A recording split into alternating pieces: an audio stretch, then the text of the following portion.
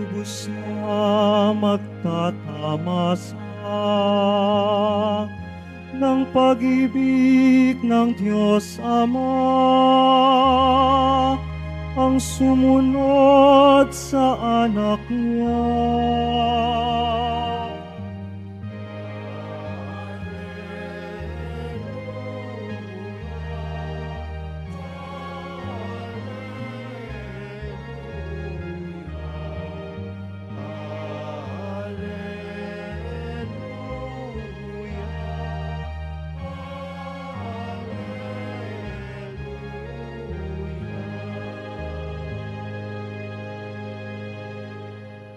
Sumainyo ang Panginoon. At sumayo rin. Ang mabuting balita ng Panginoon ayon kay San Lucas. Papuri sa iyo, Panginoon. Noong panahong iyon, sinabi ni Jesus sa kanyang mga alagad, may isang mayaman na may isang katiwala. Isinumbong sa kanya na nilulustay nito ang kanyang ari-arian, kaya't ipinatawag niya at tinanong, ano ba itong naririnig ko tungkol sa iyo? Isulit mo sa akin ng buo ang pangangasiwa mo sa aking ari-arian, pagkat mula ngayon ay hindi na ikaw ang katiwala ko. Nawika ng katiwala sa sarili, aalisin na ako ng aking Panginoon sa pangangasiwa. Ano ang gagawin ko? Hindi ko kayang magbungkal ng lupa. Nahihiya naman akong magpalimos. Alam ko na ang aking gagawin. Maalis man ako sa pangangasiwa, may tatanggap din sa akin sa kanilang tahanan. Isa-isa niyang ngayong tinawag ang mga may utang sa kanyang Panginoon. Tinanong niya ang una, gaano ang utang mo sa aking Panginoon? Sumagot ito, 100 tapayang langis po. Heto ang kasulatan ng iyong pagkakautang. Dali, maupo ka't gawin mong 50, sabi ng katiwala. At tinanong naman niya ang isa, ikaw, gaano ang utang mo? Sumagot ito, 100 kabang trigo po. Ito ang kasulatan ng iyong pagkakautang, wika niya. Isulat mo, 80. Pinuri ng Panginoon ang mandarayang katiwala dahil sa katalinuhang ipinamalas nito, sapagkat ang mga makansanlibutan ay mas mahusay gumawa ng paraan kaysa mga makadiyos. Mga kapatid, ang mabuting balita ng Panginoon.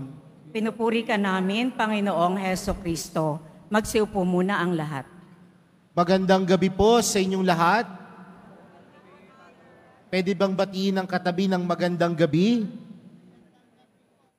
Tayo pong lahat ngayon ay nagkakatipon bilang isang mag-anak ng Diyos sa pagdiriwang ng banal na Eukaristiya. Ngayon po ay araw ng Biyernes, araw na inilalaan po natin para tayo ay magpuri at magpasalamat sa mahal na pong Jesus Nazareno. Kaya bigyan po natin ng malakas na pagpapuri at palakpak ang ating mahal na pong Jesus Nazareno. Mga kapatid, tandaan po natin nung tayo po ay nilikha ng Diyos, tayo ay kanyang pinagkatiwalaan. Kaya nga ang tawag sa atin, tayo ay mga katiwala ng kanyang nilikha.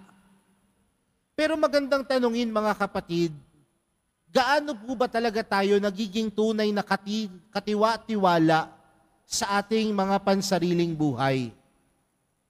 Tingnan po natin ang mga biyayang ipinagkakaloob sa atin ng Diyos.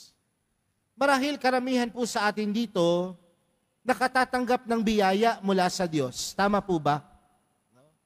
Sa tingin mo ba yung buhay mo, biyaya yan? Sa tingin mo ba yung buhay mo, biyaya para sa katabi mo sa mga oras na ito? Parang humina.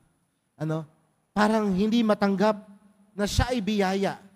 Tayo ay nakatatanggap ng biyaya mula sa Diyos. Tayo ay nakatatanggap ng pagpapala mula sa Diyos. Pero tandaan natin, ang mga biyaya na tinatanggap natin sa Diyos, wag lang nating makita bilang isang karapatan na dapat nating matanggap. Minsan po may ganyan tayong pag-iisip. Nagdasal ako sa Diyos, dapat biyayaan ako ng Diyos. Lumapit ako sa mahal na pong Jesus Nazareno, dapat makatanggap ako ng pagpapala mula sa mahal na pong Jesus Nazareno. Tumulong ako sa kapwa ko, dapat dumami ang lahat ng biyayang aking matatanggap. May ganun po tayo minsan na pag-iisip na sa bawat ginagawa natin, dapat may kapalit. Pero tandaan natin mga kapatid, na ang biyayang tinatanggap natin ay hindi isang karapatan na dapat natin matanggap bilang mga tao. Kundi ang biyayang ito, ang pagpapalang tinatanggap natin, nagmumula sa mapagbigay at maawaing Diyos. Uulitin ko po ha, hindi karapatan ang pagtanggap ng biyaya mula sa Diyos, kundi ang biyayang tinatanggap natin mula sa mapapagpala, mapagbigay, at maawaing Diyos.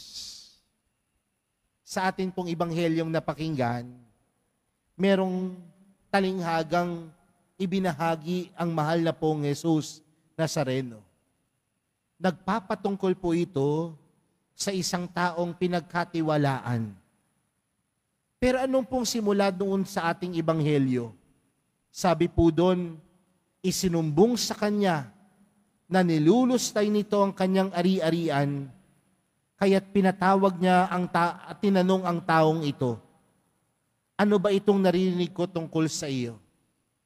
Kaya ang sabi sa kanya ng Panginoon, isulit mo sa akin ng buo ang pangangasiwa mo sa aking ari-arian, pagkat mula ngayon ay hindi na ikaw ang katiwala ko. Sa madaling salita, dahil hindi niya ginamit ng maayos ang pagpapala at biyaya mula sa Diyos, pwede itong makuha. Pwede po itong mabawi.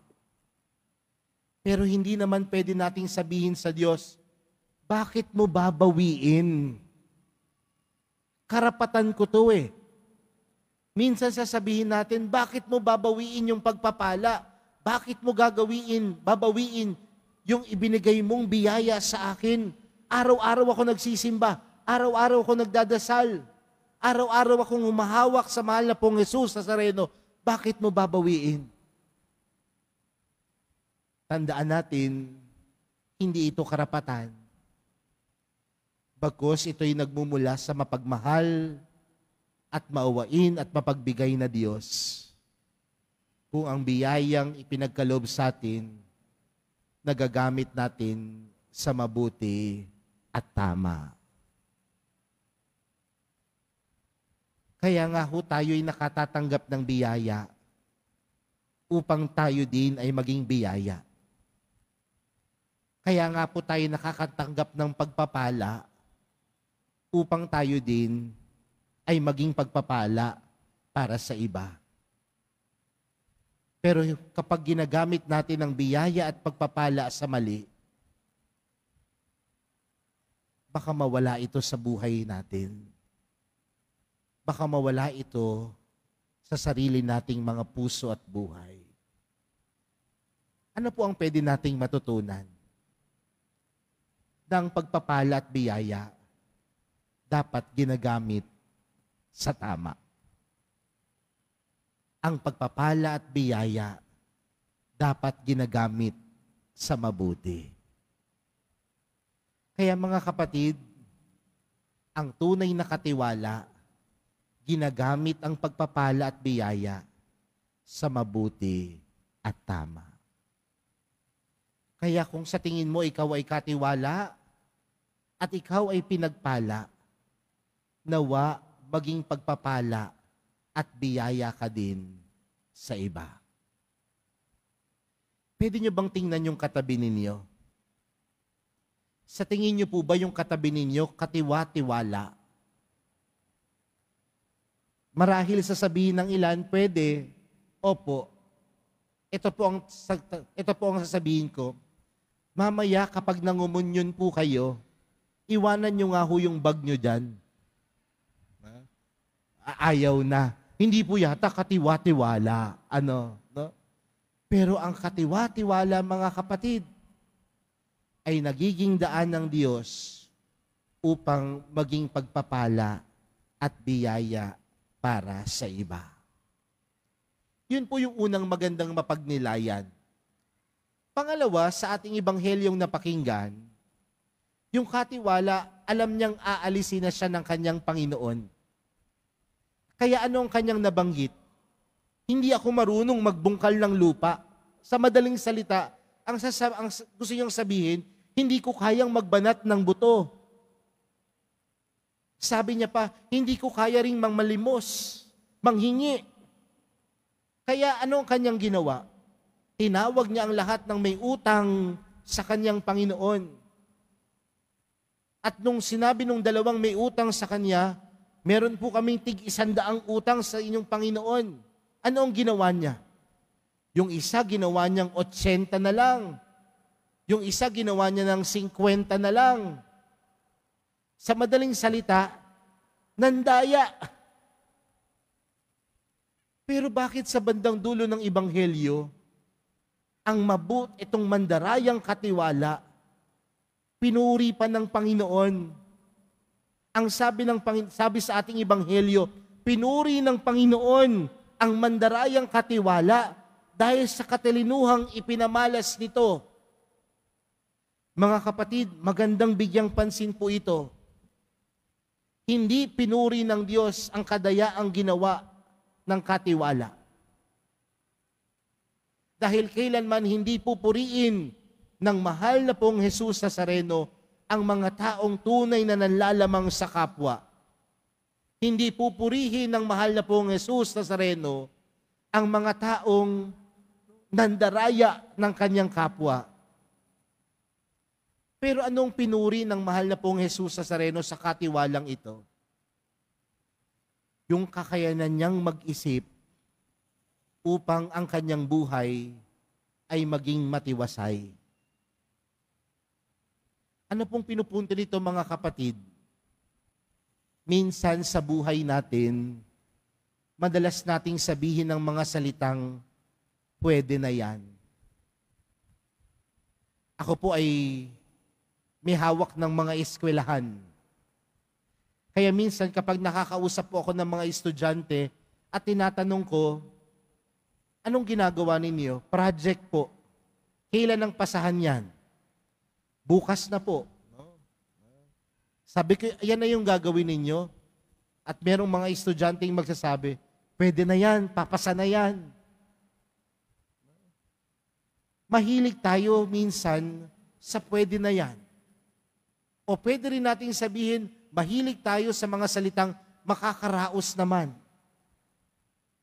Pero mga kapatid, minsan ang mga salitang ito, ang naglilimita sa atin sa kaya pa nating ipagkaloob. Naglilimita sa atin sa kakayanan pa nating ibigay ang ating lahat ng ating makakaya sa ating mga sarili. Kasi mga kapatid, pagdating sa Diyos, hindi naman pwede yung pwede na yan.